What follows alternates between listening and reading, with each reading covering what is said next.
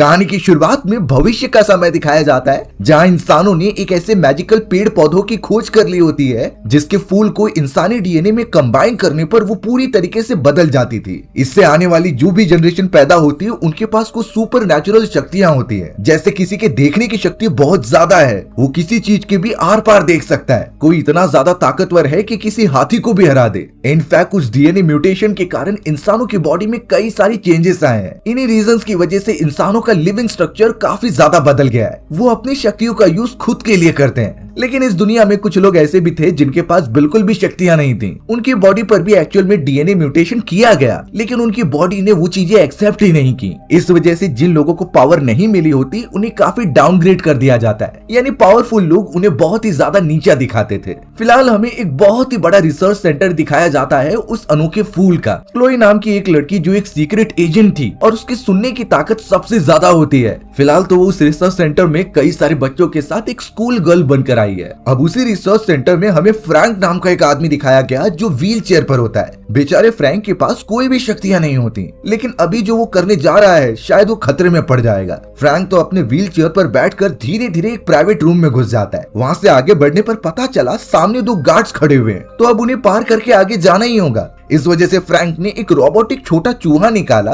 और उसे उन दोनों आदमियों की तरफ भेज दिया। अब जैसे ही वो दोनों गार्ड्स उस अजीब से चूहे को उठा लेते हैं तो उसके अंदर से एक गैस निकलने लगी। पता चला कि वो बेहोश कर देने वाली गैस है और वो दोनों अनकॉन्शियस होकर गिर पड़े। अब इसके बाद फ्रैंक को एक लेबोरेटरी के अंदर जाना था, तो वो सबसे पहले एक चैम्बर में पहुंचता है और लेबोरेटरी के अंदर एक गैस छोड़ने लगता है जिससे सारे वैज्ञानिक बेहोश हो जाते हैं। फ्रैंक का रास्ता एकदम साफ था, सिर्फ उसे दरवाजे का लॉक ओपन करना है। लेकिन जब वो मल्टीपल कॉम्बिनेशन ट्राई करता है तभी भी डोर ओपन नहीं हो रहा था। अब यहाँ तुरंत ही फ्रैंक ने कॉल कर दिया क्लोई को, जो कि बच्चों के साथ खड़ी हुई थी। वो बता रहा था कि उसे दरवाजे का कोड चाहिए, तो वो किसी भी तरीके से अरेंज करके दे। क्लोई तो अब तुरंत ही उन बच्चों के पास जाकर उन्हें भड़काने लगती है। दोनों के बीच में काफी बहस होने लगी, जिससे एक गार्ड आकर उन्हें छुड़ाता है। पर क्लोई ने बड़ी चालाकी दिखाते हुए उससे एक नोट ले लिया। नोट के ऊपर कई सारे कोड लिखे गए थे, तो उस हिसाब से वो फ्रैंक को सही कोड बता देती है। अब देरी किस बात की थी, फ्रैंक सीधा उस लेबोरेटरी के अंदर चला गया। सामने की तरफ हमें एक बड़ी मशीन दिखाई जाती है जिसके अंदर वही मैजिकल फूल मौजूद है, जिसकी वजह से आने वाली जनरेशन को सुपर पावर्स मिली हैं। पता नहीं क्यों फ्रैंक, जिसके पास बिल्कुल पावर नहीं थी, वो उस फूल को लेना चाहता था। वो तो अपनी मदर द्वारा दी गई घड़ी को भी देखता है जिस पर साफ लिखा था कि सभी एक समान है। अब जैसे ही फ्रैंक उस फूल को उठाने के लिए लेकर गया, तभी उस फूल के तने एक्टिव हो जाते हैं और उस पर नुकीली लकड़ी से वार करते हैं। चारों तरफ अब अलार्म बजना स्टार्ट हो गया था और इवैक्यूएशन सिस्टम चालू हो जाते हैं। फिर भी फ्रैंक रुकता नहीं और उस फूल को ले लेता है। उसने फूल को एक छोटी सी शीशी में डाल दिया और वहां से बाहर निकलने की तैयारी करता है। अलार्म की वजह से सारे बच्चों को बाहर निकाला जाने लगा, क्योंकि इस पूरी लेबोरेटरी को बंद किया जाने वाला है। यहाँ क्लोई काफी डर गई कि फ्रैंक वापस आ पाएगा भी कि नहीं, पर सही समय पे फ्रैंक व्हील चेयर पर उस जगह पे पहुंच जाता है और जानबूझकर क्लोई को धक्का मारता है। क्लोई का वहाँ पर एक टेडी बेयर था जिसके अंदर चोरी चुपके फ्रैंक ने वो शीशी डाल दी। ये इसलिए क्योंकि बाहर निकलने पर सिक्योरिटी चेक होने वाला था। जैसे तैसे सभी स्टूडेंट्स बाहर निकल जाते हैं और अब उनमें से कुछ गार्ड फ्रैंक की जांच पड़ताल कर रहे थे। उन्हें फ्रैंक की बॉडी से सिर्फ एक घड़ी मिली जो उसके मदर की थी, और वो सारे गार्ड्स तो फ्रैंक को चिढ़ा भी रहे होते हैं उसके नॉर्मल होने के कारण। अब बाहर की तरफ भी एक सोल्जर कई सारे बच्चों के सामान को देखता है। पता चला कि उसकी देखने की शक्ति बहुत ज्यादा है, लेकिन जब क्लोई की बारी आती है तो वो उसका टेडी बेयर एक समय पर पकड़ता तो है, लेकिन बाद में देखे ही बिना छोड़ देता है कि इसके अंदर थोड़ी कुछ छुपा होगा। यानी क्लोई और फ्रैंक ने मिलकर आखिरकार उस सीक्रेट लेबोरेटरी से वो मैजिकल फूल चुरा ही लिया है। पता नहीं आखिरकार वो इसके साथ क्या करने वाले हैं। अब बाहर की तरफ एक बहुत ही बड़ा होलोग्राम आता है मिया नाम की एक सिंगर का। मिया उस समय पर बहुत ही ज्यादा फेमस थी और फिलहाल वो अपने एक टूर के बारे में अनाउंस करती है कि वो उस एरिया में जाएगी जहाँ पर नॉर्मल लोग रहते हैं, जिनके पास शक्तियां बिल्कुल नहीं थी। यानी वो उनके लिए फ्री में कॉन्सर्ट करेगी। ये सुनकर क्लोई काफी एक्साइटेड हो जाती है, लेकिन फ्रैंक के चेहरे पर ज्यादा खुशी नहीं दिखाई दी। फ्रैंक का शुरुआत से यही मानना होता है कि ये सारे लोग सिर्फ हमें गुमराह करते हैं। अपर ग्रेड के लोग जिनके पास शक्तियां हैं वो हम पर बहुत ही ज्यादा जुल्म करते हैं। वो यही चाहते हैं कि इस पूरी दुनिया में नॉर्मल लोग खत्म हो जाए। अब हमें उसी मिया नाम की एक सिंगर को दिखाया जाता है जिसका मैनेजर उसके पास आकर कह रहा था कि शायद कॉन्सर्ट कैंसिल करना पड़ेगा। ये इसलिए क्योंकि उसके अनाउंसमेंट के बाद कई सारे नॉर्मल लोगों में जिज्ञासा जाग चुकी है। वो पहले से भी भारी भरकम मात्रा में कॉन्सर्ट में जमा हो सकते हैं और इससे मिया को खतरा भी हो सकता है। लेकिन मिया उनके लिए परफॉर्म करना चाहती थी ताकि उसका फैन बेस बढ़ते चले जाए, इसीलिए वो सिर्फ अपनी सिक्योरिटी बढ़ाने के लिए कहती है और बोलती है कि हम कॉन्सर्ट करेंगे। दूसरी तरफ क्लोई और फ्रैंक अपने मोहल्ले में पहुंचते हैं जो बहुत ही गरीबों वाला था, यानी जिसके पास सुपर पावर नहीं है, उसके पास पैसे भी नहीं है। अचानक अब क्लोई उस पूरी जगह के डायरेक्टर का इंटरव्यू देखती है जो इंटरव्यूअर्स को बता रहा था कि हमने ऐसी भी दवाइयां बना ली हैं जिससे कि अगर कोई भी इंसान नॉर्मल पैदा हुआ हो तो उसे भी बाद में पावरफुल बना सकते हैं। क्लोई ये देखकर थोड़ा होप तो दिखा रही थी, लेकिन फ्रैंक को पता था कि ये सिर्फ पॉलिटिक्स का गेम है। फिलहाल दोनों अपने घर के अंदर चले जाते हैं जो एक बड़ा सा वेयर हाउस था। वहाँ पर कई सारी मशीन्स लगी हुई थी जहाँ पर फ्रैंक अपने एक्सपेरिमेंट करता। क्लोई भी उस जगह पर रहकर फ्रैंक की मदद करती। फ्रैंक तो अब उस मैजिकल पौधे को बाहर निकालता है और उससे कई सारे ऐसे मेडिसिन या फिर प्रोस्थेटिक ऑर्गन्स बनाता है जिससे कि जो नॉर्मल लोग हैं और उन्हें बीमारी हुई है वो पूरी तरीके से ठीक की जा सके। साथ ही साथ फ्रैंक को रोबोटिक चीजें बनाने और उन्हें रिपेयर करने का अच्छा एक्सपीरियंस होता है। उन्हीं के थ्रू वो थोड़े पैसे कमाते और अपना दिन चलाते। पर अचानक उन्हें एक रेस्टोरेंट से कॉल आता है जिस पर आदमी कह रहा था कि मेरा एक डिवाइस खराब हो गया है, उसे जल्द से जल्द बनाना होगा। क्लोई फिलहाल के लिए उसे मना कर रही थी, लेकिन जब उसने कहा कि वो कई सारे पैसे देगा तो फ्रैंक सीधा हाँ कर देता है और कहने लगा कि हम ही तुम्हारी जगह पर आ रहे हैं। क्लोई थोड़ा डर गई कि ये कोई हमें फंसा तो नहीं रहे, पर फ्रैंक कॉन्फिडेंट था और उसने सारी रिसर्च कर ली थी। अब जैसे तैसे वो उस रेस्टोरेंट के अंदर पहुंच जाते हैं। वहाँ पर तो एक शेफ मौजूद था जिसने कॉल किया होता है और वो उन्हें किचन के अंदर लेकर जाता है। पता चला कि उस शेफ की बॉडी कई साल पहले पैरालाइज हो गई थी, लेकिन वो एक ऐसा सूट पहनता है जो उसे ताकत देता था डेली काम करने के लिए। उसी सूट के अंदर कुछ खराबी आ गई थी तो उसने फ्रैंक को कॉल किया। फ्रैंक जैसे तैसे अपने टूल निकालकर उसे ठीक करने लग जाता है। पर अब हमें पता चला कि उसी रेस्टोरेंट के अंदर कई सारे गैंग मेंबर्स घुस चुके हैं। ये वो गैंग मेंबर्स थे जो अगेंस्ट होते हैं उन पावरफुल लोगों के जिनके पास सुपर नेचुरल पावर्स हैं जन्म लेने के बाद से ही। यानी ये एंटी पावरफुल लोगों की गैंग है जो सिर्फ तबाही चाहती है। पहले तो उन गैंग मेंबर्स ने तुरंत ही सारे लोगों को मारना स्टार्ट कर दिया, फिर वहाँ की इलेक्ट्रिसिटी पूरी तरीके से काट दी। फ्रैंक ने यहाँ लगभग उस मशीन को ठीक कर दिया होता है, जिसके बाद वो शेफ देखने चला जाता है कि इलेक्ट्रिसिटी को क्या हुआ। लेकिन उन सारे गैंग मेंबर्स ने शेफ की भी इतनी बुरी हालत कर दी थी कि वो जैसे तैसे घायल होकर अंदर आता है। उसने क्लोई और फ्रैंक को साफ कह दिया कि बाहर क्या हो रहा है और तुरंत ही यहाँ से भाग जाए। फ्रैंक भी काफी डर गया और वो क्लोई के साथ पीछे वाले दरवाजे से बाहर निकलने का ट्राई करता है, पर अफसोस वहाँ तो लॉक लगा हुआ था। आवाज से पता चल रहा था कि वो गैंग मेंबर्स यहीं पर आ रहे हैं। तो अब बहुत सोचने के बाद फ्रैंक क्लोई को कहता है कि मुझे उस शेफ का मशीन अपनी बॉडी पर लगाना है। अगले मोमेंट में वहाँ पर उन गैंग मेंबर्स का लीडर अपने कुछ साथियों के साथ आता है और ढूंढने लगता है कि कोई छुपा तो नहीं है, पर क्लोई और फ्रैंक शांति से एक कोने में पड़े होते हैं। उस लीडर का साथी बातचीत कर रहा था कि कॉन्सर्ट के बाद कितनी बड़ी चीज होने वाली है और उसके बाद तो वो वेकेशन पर जाएगा। अब पता चला कि वहाँ पुलिस ऑफिसर्स आ चुके हैं, इसीलिए सारे गैंग मेंबर्स बाहर भागते हैं। लेकिन उसी वक्त शेफ का वो मशीन आउट ऑफ कंट्रोल हो गई, जिस वजह से फ्रैंक की बॉडी अपने आप ही यहाँ वहाँ जा रही थी। आवाज होने के कारण गैंग मेंबर्स ने अब फ्रैंक को देख लिया और वो उसे मारने के लिए भी आते हैं, पर फ्रैंक जैसे तैसे बर्तनों की मदद से उन्हें पलटवार करता है और उन पर गर्म पानी फेंक देता है। उनमें से लीडर का मास्क हटने की वजह से उनका चेहरा दिख गया था,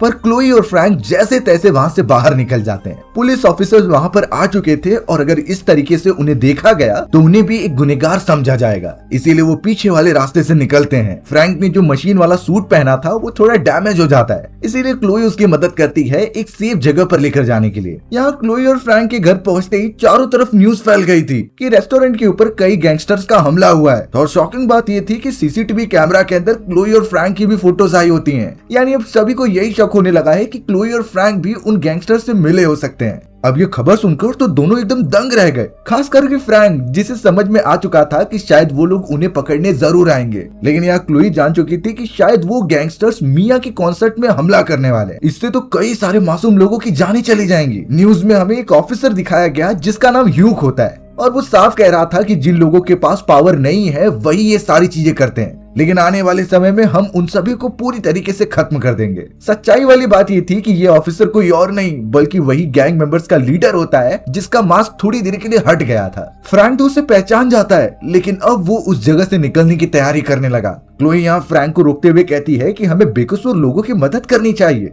पर फ्रैंक यहाँ पर खुद हैंडीकैप था, वो क्या ही कर सकता है इन सारी चीजों में। क्लोई इस बात पर गुस्सा हो गई थी और उसे सेल्फिश कह के वहाँ से चली जाती है। फ्रैंक अब इस बारे में बहुत ही ज्यादा सोचने लगता है। उसे तो अपने बचपन की बात याद आई जब वो पैदा ही हैंडीकैप्ड हुआ था, लेकिन फिर भी उसके फादर उसे कहते थे कि तुम्हारे अंदर कोई एबिलिटी तो जन्मेगी। उसकी मदर भी फ्रैंक पर भरोसा करती थी। और अब इन सारी चीजों के बाद फ्रैंक डिसाइड कर लेता है कि वो क्लोई की मदद करेगा।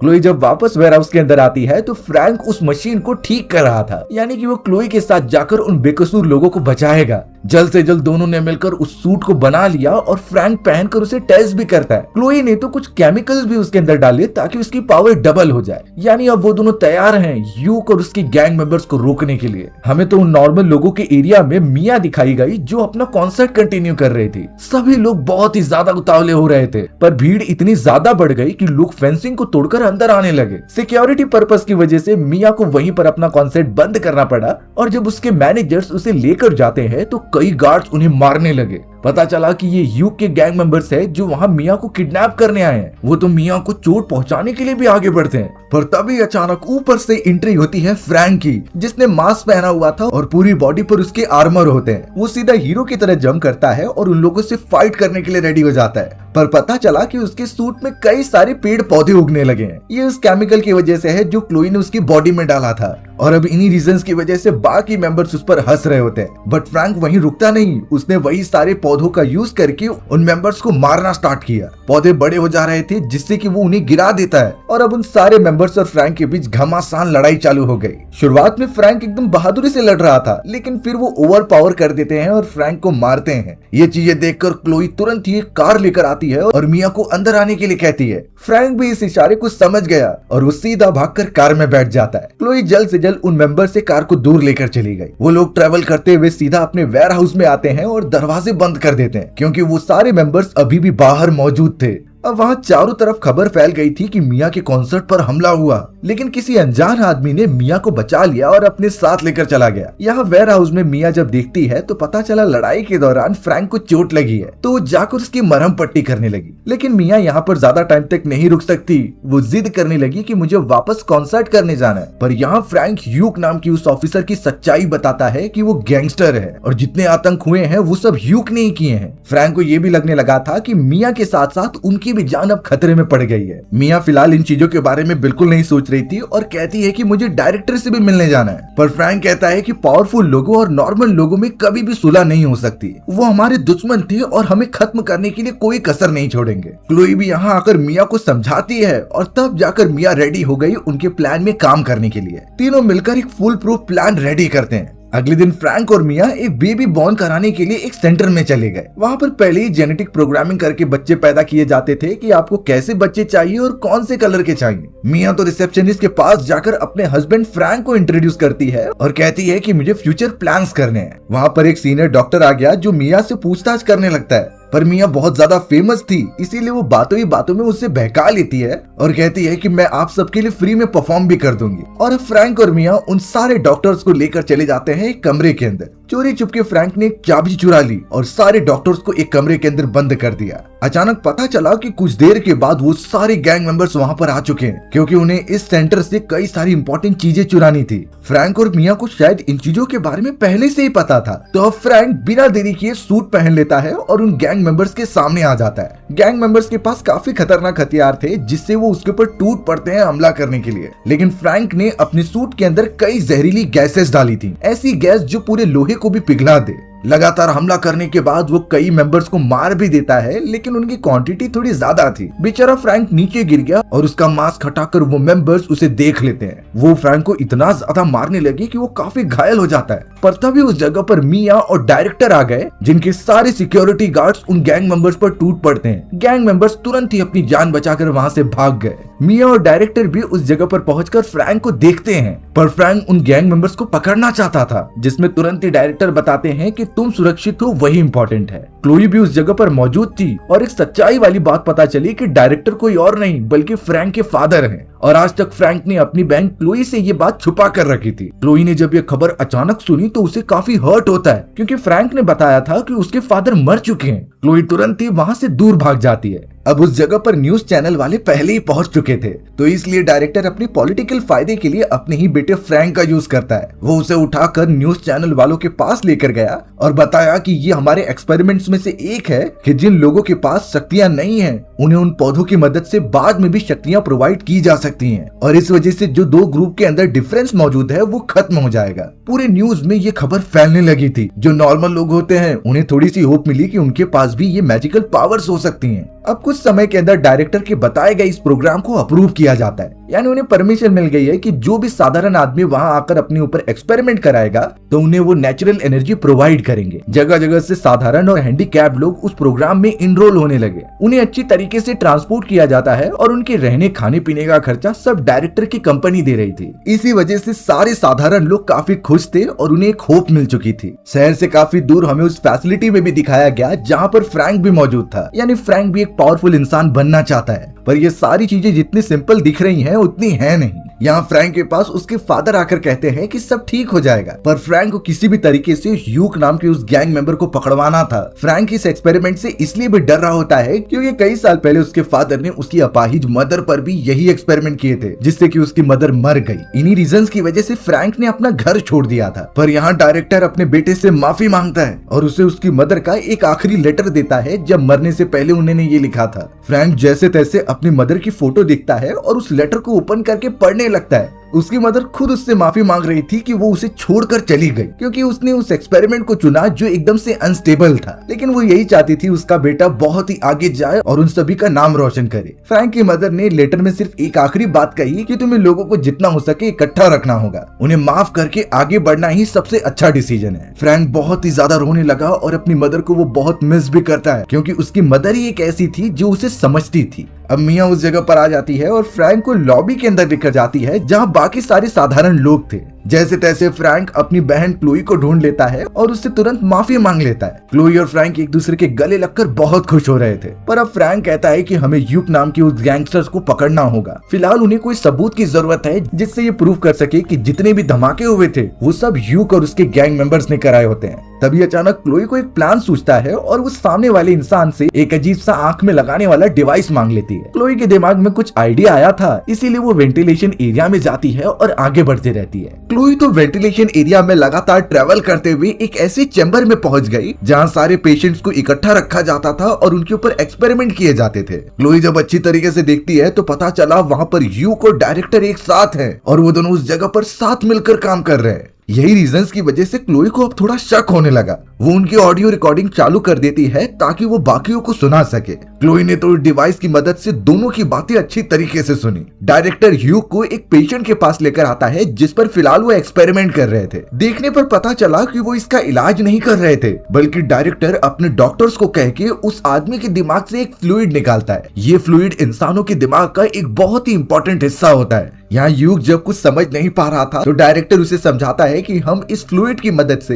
एक ऐसे सीरम को बना रहे हैं जो किसी भी पावरफुल इंसान को और भी ज्यादा स्ट्रॉन्ग बना देगा। यानी कि डायरेक्टर एक्चुअल में इन साधारण लोगों की मदद नहीं कर रहा था, बल्कि इन सभी को गुमराह करके उनके दिमाग से वो फ्लूइड निकालने लगता है। यानी साधारण लोगों के लिए ये पूरा प्रोग्राम सिर्फ एक छलावा था। उसे सिर्फ अमीर लोगों के लिए वो फ्लूइड बनाने थे जिससे कि वो और भी ज्यादा पावरफुल हो जाए। ह्यूक को भी ये पूरा प्लान बहुत अच्छा लगता है और उस समय पर डायरेक्टर की काली सच्चाई क्लोई के सामने आ चुकी थी। यानी वो सिर्फ और सिर्फ प्रॉफिट के बारे में सोचता है, साधारण लोग तो उसके लिए कुछ भी नहीं है। क्लोई तो अब सीधा ट्रैवल करते हुए अपने बाकी दोस्तों के पास आ गई और उन्हें वो ऑडियो रिकॉर्डिंग सुनाई। लेकिन यहाँ मिया काफी ज्यादा रो रही होती है। उसे लग रहा था कि इन चीजों के ऊपर उसे पहले ही भरोसा कर लेना चाहिए था और अब शायद उसकी गलती की वजह से इतने सारे मासूम लोग फंस चुके हैं। पर फ्रैंक यहाँ मिया को शांत कराता है और ये बताता है कि हमें साथ मिलकर लड़ना होगा, इसमें किसी एक की गलती बिल्कुल भी नहीं है। इस वजह से अब फ्रैंक ने जोर से चिल्लाते हुए कहा कि हम सभी के साथ गलत हुआ है और अगर हमने अभी आवाज नहीं उठाई तो ये हमें और भी दबाते रहेंगे। वहाँ जितने भी साधारण लोग थे वो फ्रैंक की बातें सुनकर काफी मोटिवेटेड फील करते हैं। वो फ्रैंक पर इसलिए भी भरोसा कर रहे थे क्योंकि वो डायरेक्टर का बेटा था, फिर भी वो अपने फादर के खिलाफ जा रहा है। धीरे धीरे सारे साधारण लोग एकजुट होने लगे और अब फ्रैंक उनके साथ मिलकर एक सीक्रेट प्लान बनाता है। फ्रैंक ने तो क्लोई से कह दिया कि सबसे पहले मुझे अपना सूट चाहिए ताकि मैं अपने बनाए गए प्लान को स्टार्ट कर सकूं। अच्छी बात हुई कि क्लोई ने स्टोर रूम की चाबियां ले ली थी, इसलिए सूट लाकर वो फ्रैंक को दे देती है। अब यहाँ कई घंटों बाद डायरेक्टर अपने डॉक्टर्स की टीम के साथ उस कमरे में आता है जहाँ पर फ्रैंक लेटा हुआ था। फ्रैंक ने अपनी बॉडी पर पूरा चद्दर डालकर रखे होते हैं, ये इसलिए क्योंकि उसने अंदर की तरफ वो सूट पहन कर रखा है। डायरेक्टर और डॉक्टर्स तो उसके बॉडी से वो फ्लूइड निकालने की तैयारी कर रहे थे, इस वजह से वो उसे बेहोशी का इंजेक्शन देने जाते हैं। पर अब फ्रैंक इन चीजों में बिल्कुल भी नहीं फंसने वाला। फ्रैंक अब सीधा अपने फादर का हाथ पकड़ लेता है और कहता है कि तुम शुरुआत से ही गलत थे, तुम में इंसानियत बिल्कुल भी नहीं है और इसकी सजा तुम्हें मिलकर रहेगी। डायरेक्टर अब अपने बेटे फ्रैंक के सामने थोड़ा गिड़गिड़ाने लगा कि ये चीजें मैं तुम्हारे लिए कर रहा हूँ, मैं चाहता हूँ कि तुम सबसे ज्यादा ताकतवर बन जाओ। पर अब फ्रैंक उस पर भरोसा बिल्कुल नहीं करने वाला था। फ्रैंक तो अब सभी लोगों को साइड हटाते हुए भी कई सारी फ्लूइड को अपने पास रख लेता है। क्लोई और मिया भी उस जगह पर पहुंच चुके थे जो फ्रैंक का साथ देते हैं। सामने की तरफ जितने भी गार्ड्स आ रहे थे, फ्रैंक उन्हें मारता हुआ आगे बढ़ रहा था। देखकर लगता है कि उसकी फाइटिंग स्किल और सूट के ऊपर कंट्रोल काफी इंप्रूव हो चुके हैं। मिया और क्लोई को गार्ड से बचाते दौरान अचानक एक गार्ड सिक्योरिटी अलार्म बजा देता है, यानी पुलिस ऑफिसर्स को इसकी खबर मिल चुकी होगी। क्लोई भी कंट्रोल रूम में आकर उन सारे इलीगल एक्सपेरिमेंट और उनकी ऑडियो को गवर्नमेंट के थ्रू भेजने की कोशिश करती है। फ्रैंक जब सूट पहनकर निकल रहा था उनकी प्रोटेक्शन करने के लिए, तभी मिया उसके पास आकर उसे किस करती है और कहती है कि सुरक्षित लौटना। फ्रैंक तो इससे खुश हो गया और दुगनी तेजी से निकल पड़ा दुश्मनों को खत्म करने के लिए। वहाँ लॉबी वाले एरिया में पता चला कि ह्यूक अपने सोल्जर साथियों के साथ पहुंच चुका है और शायद उसे पूरी छूट मिल चुकी है कि वो साधारण लोगों को मार सकता है। लेकिन यहाँ उस लॉबी के अंदर जितने भी साधारण लोग थे वो भड़क उठते हैं। उन सभी को रियलाइजेशन हो चुका था कि अपना हक लेने के लिए उन्हें खुद ही लड़ना होगा। तो फिर देरी किस बात की थी, सारे नॉर्मल लोगों ने कुछ न कुछ वेपन उठा लिए और ह्यूक के सारे पुलिस ऑफिसर्स की टीम से फाइट करने चले गए। यहाँ पर कॉमन लोगों की संख्या बहुत ज्यादा थी, इसीलिए वो ह्यूक के पुलिस ऑफिसर साथियों को मारने लगते हैं। कई देर तक ये सारी चीजें चलती रही और फ्रैंक भी उस जगह पर आकर कॉमन लोगों का साथ देता है। उसने अपनी सूट की मदद से कई पुलिस ऑफिसर को मार गिराया था। अभियुक्त को जब ये पता चला तो उसने और भी बैकअप बुला लिया, यानी वो सोल्जर्स जिनके पास एडवांस हथियार थे वो सीधा लॉबी वाले एरिया में आकर साधारण लोगों पर फायरिंग करने लगते हैं। बाकी लोगों को बिल्कुल नहीं समझ रहा था क्योंकि उनकी जान जा रही थी। सिर्फ इतना ही नहीं, ह्यूक बेचारे फ्रैंक को भी काफी ज्यादा मारता है। वो उसकी बॉडी पर इतना ज्यादा डैमेज दे रहा था कि अब फ्रैंक दूर भागने लगा। दूसरी तरफ कंट्रोल रूम के अंदर पता चला कि मिया को एक आदमी ने पकड़ लिया और लगता है कि मिया मर ही जाएगी। लेकिन तभी पीछे से एक और आदमी आकर उसे मार देता है, जिसके बाद मिया आजाद हो गई थी और उसे वो संभालते हैं। क्लोई ने तब तक मॉनिटर रूम में से सारे वीडियो फुटेजेस पुलिस ऑफिसर्स को भेज दिए थे, यानी थोड़ी देर के अंदर ही मदद आने वाली है।